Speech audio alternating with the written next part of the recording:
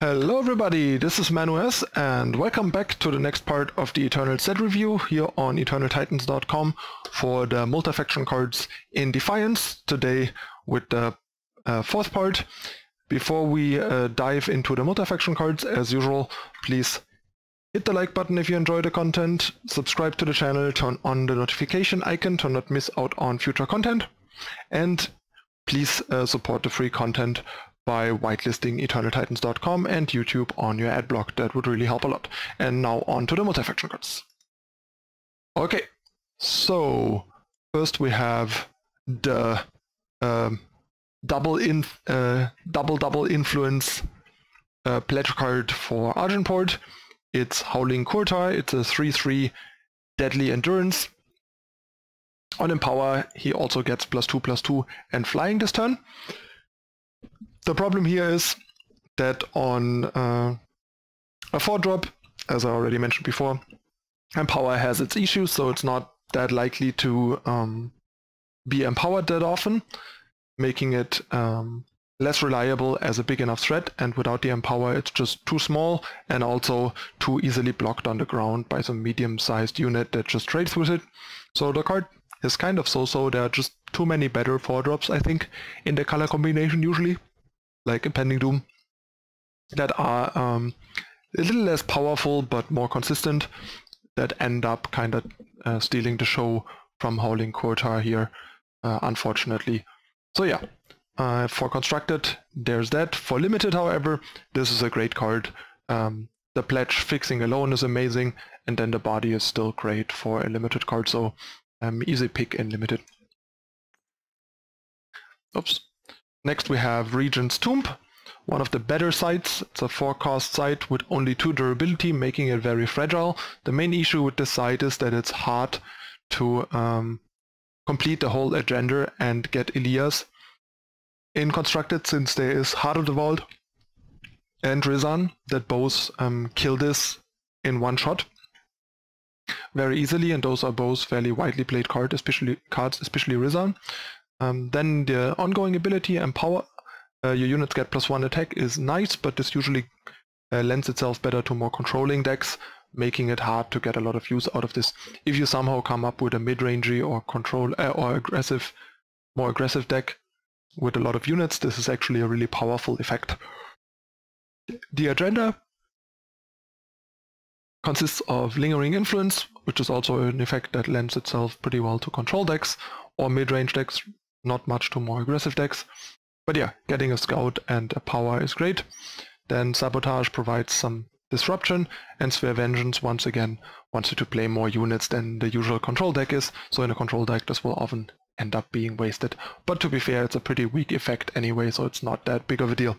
And this, like I mentioned, is a unit site basically, since the effects are all kinda like marginal advantage plays, no big plays like on Howling Peak, for example.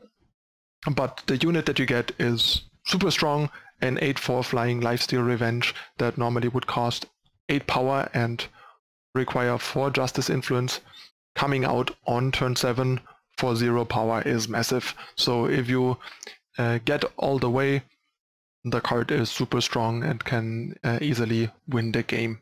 If not, it's a decent value, but yeah, not as strong as the sites that are more about their agenda than their unit. In Limited, however, any site is good value, and this is definitely one of the better sites in Limited and can easily win a Limited game, because you can protect them fairly well in Limited potentially. The opponent is worse at dealing with them.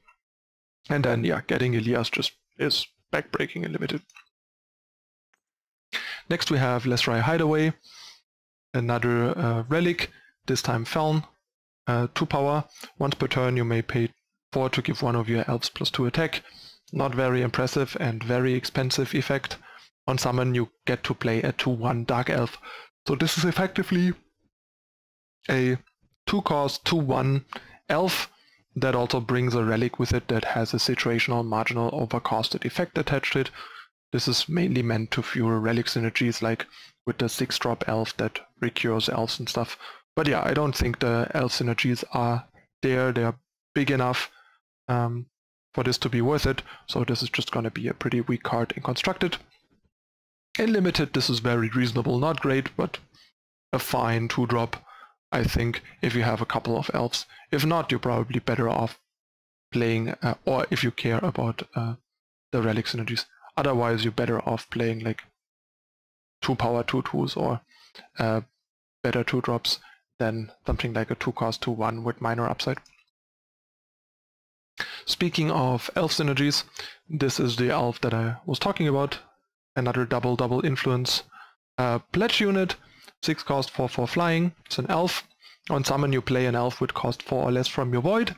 And if you have a relic, sorry, but you play 2 instead. So that's where the hideaway comes in handy. It enables this and provides you with another elf to potentially get back, although not a great one. But yeah, outside of this synergy, I think the hideaway is not very good. And to be fair, I think Zende is also not that great. There are not that many good elves to get back. 6 cost for 4/4 flyer is not that great. We just have a bunch of better, cheaper units. In these colors we have Champion of Cunning, we have, which Zende obviously can't get back. We have a Harbinger, which costs the same, but is kind of a better package and so on. So yeah, not very high on this. In Limited, however, 6 cost flyer, pledge fixing, potential value to get back another elf. Great package deal. Easy slam dunk in Limited.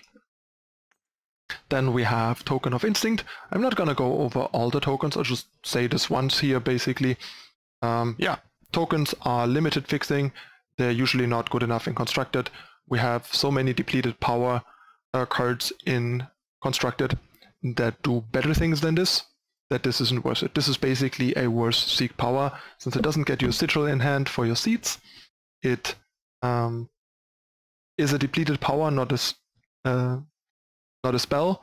One of the bigger upsides of Seek power is that a lot of the time you can play your Crest on turn 2 and use a Seek power or a Cargo, so that you use your entire second turn to set up your power, rather than wasting half of your second turn and half of your third turn by playing, say, a Crest and then a token, for example, if you are like going Crest token. So you can mix and match depleted power and Seek type effects much better than depleted power with more depleted power. So yeah, no chance for the tokens to see play in Constructed. Crests are just better, and they already occupy the like depleted power slot together with the occasional depleted banner or seed, plus sometimes in certain decks cards like standards. In Limited, however, this is great fixing, especially for splashes or for heavy 3-factions. Same with the Cargos. I think they're basically straight up better than Seek in any 3-faction deck. In 2 and 4+ faction decks, of course, you want Seek again. But I guess in 2-faction decks you could play Cargos to make the opponent think you might be playing a 3rd faction, because there's no downside really. But yeah, in 3-faction decks all you have to do is manage your influence.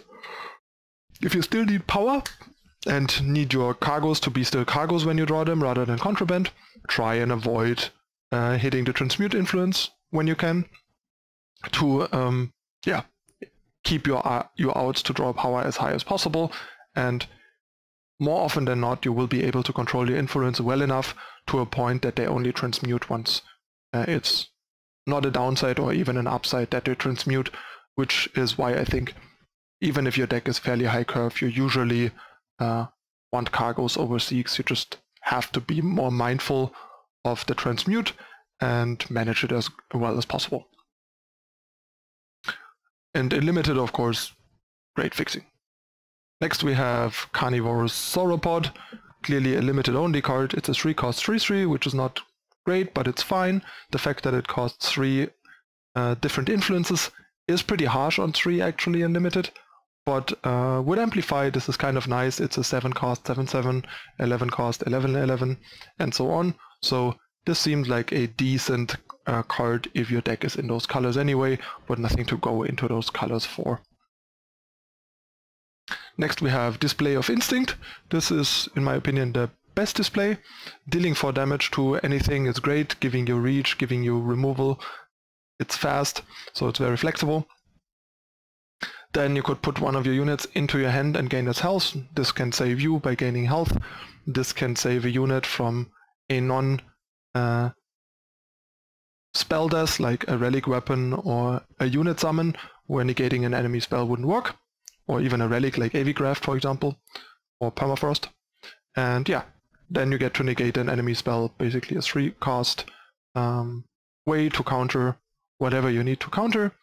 And it's pretty important because cards that only counter in this game have the problem of often having too few targets and being too situational to run main deck, but then having a card that has a primary other purpose and secondarily allows you to counter something when this is actually good, or have counter backup in situations where you normally wouldn't want to put a counter in your deck to have backup here, but it is nice to have backup, makes this card really amazing.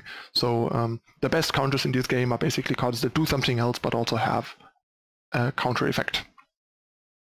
And in Limited, of course, this is no different. This is also amazing in Limited. Then we have Salchi, Herald of War, another one of the powerful new cards from the set.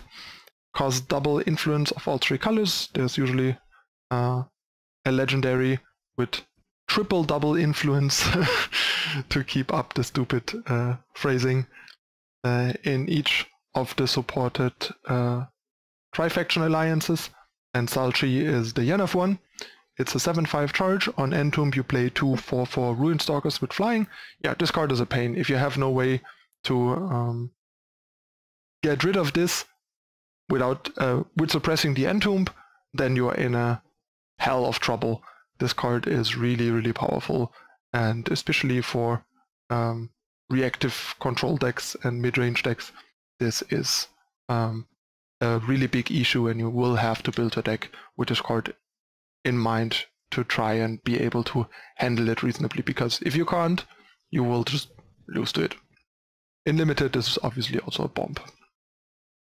Then more tokens and cargoes that we already talked about.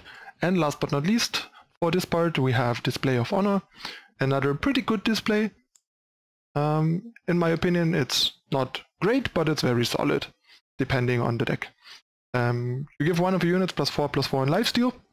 Of course, 3-cost tricks are not great in constructed, but the fact that this gives lifesteal, making it a really good life total swing, making this more than a trick, because you can sometimes just use it to deal damage and gain a lot of health without needing it as a combat trick. Then drawing 2 weapons from your void can be really nice value with relic weapons or a mix of both. Especially in, say, a Renown type deck. This is clearly meant to support Renown, because the first one supports Renown, the second one interacts with cards that support Renown. And then we have the obligatory conditional removal effect. In this case, you transform an enemy unit into a 2/1 goat. This, for example, happens to be a pretty decent answer to Salchi out of Ixtun decks, which otherwise is a really big issue, since Permafrost's not great against Display of Instinct, returning it, and Peaks copying it. So turning it into a 2/1, shrinks it, gets rid of the Entomb, as clean of an answer to Salchi almost as you can expect, other than transforming it and killing it with something like Feeding Time. Making this card quite a nice role player in Constructed. And in Limited, of course, this is a great card, since all the effects go way up in value in Limited. Answering bombs with the third one, winning combat with the first one, and if you have enough weapons, even just grinding out your opponent with the second one. Just an overall strong card. Okay, this concludes part 4 of the Multifaction review. We have 2 more parts to go, then we're finally done with the review. Been quite a long stretch, but I hope you guys enjoyed it and found this informative and helpful so far. As usual, let me know in the comments what you think. Hit the like button if you enjoyed the series. Subscribe to the channel, turn on the notification icon to not miss out on the rest of the series and future post-Defiance constructed content. And yeah, if you would please take a moment to consider whitelisting EternalTitans.com and YouTube on your ad block to help support the free content. That would be really appreciated by us. Thanks for watching, everyone. I'm your host, Manu S. I see you next time. Bye.